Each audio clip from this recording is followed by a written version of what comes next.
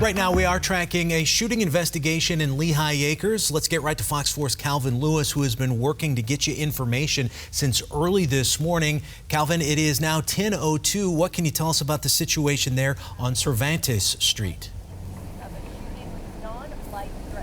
Well, this has been described as a shooting with no life-threatening injuries by the Lee County Sheriff's Deputy's Office. Once again, being described as a shooting with no life-threatening injuries. Now, we just take a look here at the street. We can take a look down the street here, and you can still see some deputies here very much at the scene, some sheriff's line tape being here, and it appears as though that some of those deputies are actually speaking with some witnesses right now.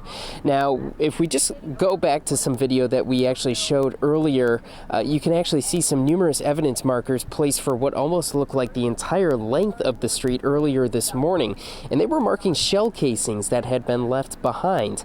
There is one residential home within the boundaries of this scene, and it appears as though deputies are speaking with those witnesses at this time. Now, I did speak with one neighbor off camera, and she actually told me that the residents of this house have a history of hosting large gatherings, and occasionally gunshots will go off. She said this has been going on since at least July. She even has surveillance footage of two people approaching her home, point out the surveillance cameras, and then immediately turn around, and that was shot last night. Now, it's unclear if those two are connected with this investigation. Meanwhile, that same neighbor told me she did, in fact, hear gunshots just last night as well.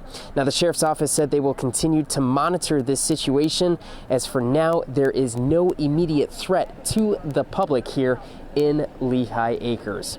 For now, we'll swing it back to you guys in the studio reporting here in Lehigh Acres. Calvin Lewis, Fox 4.